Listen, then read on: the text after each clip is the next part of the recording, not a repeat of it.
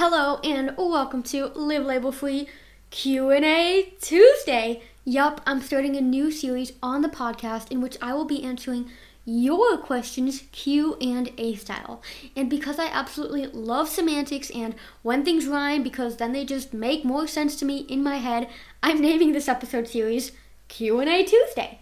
If you are a frequent listener of the podcast or have at least listened to my previous episodes, 3 eating disorder behaviors that are actually autistic traits, part 1 and part 2, and yes, there will be a part 3 and a part 4 at some point, you know I believe my eating disorder was simply a manifestation of undiagnosed autism, and thus certain eating disorder behaviors were merely manifestations of autistic traits. If you are interested in reading my full story on how growing up undiagnosed autistic led to an almost decade-long battle with an eating disorder and how discovering I'm autistic was the key to full recovery, be sure to get on the waitlist for my upcoming memoir, Rainbow Girl, by visiting the link livelabelfree.com/book.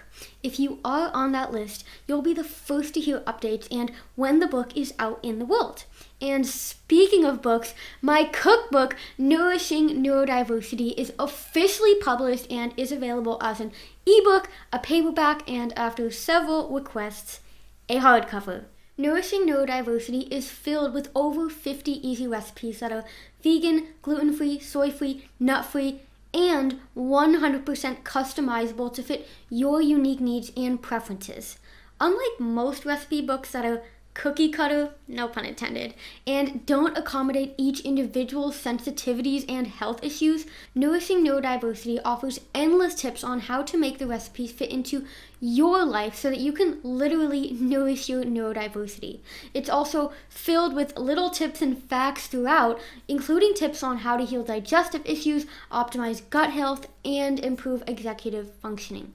You can learn more about my cookbook by visiting the link livelabelfree.com/nourishing neurodiversity, or just click the link in the show notes. And last order of business before we dive into today's episode is that you can get all of my books for free, yes, for free, by becoming a Live Label Free patron, which is also the best and easiest way to support the podcast and to support me as a creator so I can continue bringing you free value and answering your questions. Podcast episodes and blog posts and YouTube videos and Instagram content may all seem like quick, small, bite-sized pieces of information, but they require a lot of time, energy, and commitment to create this kind of content, and I would be so grateful if you can show your support and show your love by joining me on Patreon. You can do so by visiting the link livelabelfree.com/Patreon, and then you'll see the option to donate how much or however little you believe my content is worth to you. With all that said, let's dive into our very first Q&A Tuesday. Gotta put one foot in front of the other, and you'll be around the corner soon. Welcome to Live Label Free, the podcast, where you'll learn to let go of limiting labels and embrace your unique brain. As my mom says so beautifully in her song, Fear is a heavy load to carry. which is why on this podcast, you'll learn the scientific links between neurodiversity and eating disorders, giving you a deeper understanding of how you can face your fears and become truly free. Together, you and me, we will keep putting One foot in front of the other.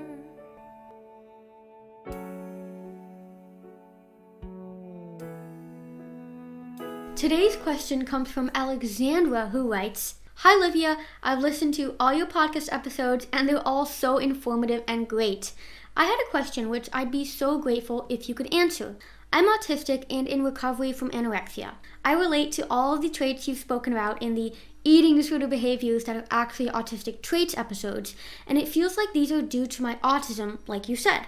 However, these behaviors weren't there before the anorexia. Before the anorexia, I had no rules around food and would literally eat whatever, whenever. But obviously, I was autistic then too. So, is it possible for new autistic traits, such as these ones around food, to form over time? And can they still be autistic traits and not eating disorder behaviors even if they weren't there before? Thank you. First of all, thank you, Alexandra, for your kind words and for this excellent question. I'm sure so many other listeners are wondering the same thing, and that's exactly why I decided to answer this question publicly on the podcast and on my YouTube channel so that everyone can hear or see me speaking and sharing about my answer. I want to start by pointing out that all eating disorder behaviors that are rooted in autistic traits are exactly that, rooted in autistic traits. The behaviors themselves are not inherently autistic traits, but rather manifestations of something deeper. To explain what I mean in context, let's reflect back on one of the traits I mentioned in my first episode titled Eating Disorder Behaviors That Are Actually Autistic Traits. And that is trait number 1, which is attaching numbers to food and exercise. As I explained in that first episode, autistic people tend to attach numbers to many things. I attached an excessive amount of value to my grades at school, the scores I received in sports, and even now, I like to stick to a similar daily routine of doing specific activities at certain times. In this case, the root autistic trait is attaching numbers, and it can manifest into several different types of behaviors. During my eating disorder, this trait obviously manifested into behaviors around food and exercise, which then, paired with other autistic traits such as obsessiveness, perfectionism, and a desire for ritual and routine, became a dangerous and isolating existence. Before I got an eating disorder, I obviously did not count calories or force myself to run a certain number of miles each day. So, going back to Alexandra's question, would this attaching of numbers to food and exercise be a new autistic trait? My answer, no, because the root of the behavior, the autistic trait of attaching numbers to things, isn't new. The behavior is new, or better said, the autistic trait took on a new manifestation. This goes for all the other traits as well. To unpack another one, let's take the behavior of smoothing out food. The reason I always make sure the peanut butter jar or container of yogurt or ice cream is smoothed out is because it gives me a sense of perceived completeness and visual satisfaction. So here, the root is the autistic trait of a need for things to be completed and visually appealing. Or, as I always tell my mom, things just need to make sense in my mind. I do not remember engaging in this behavior before I got my eating disorder, which again begs the question, is this a new autistic trait? But then again, no. Because my need for that completeness and desire for things looking a certain way has been a trait I've had all my life. The trait just took on a new expression during and after my eating disorder. So far, we've talked about why autistic traits themselves aren't the same as specific behaviors, but how autistic traits may simply manifest as certain behaviors. But why is this important, and how can you use this knowledge to help you recover from your eating disorder?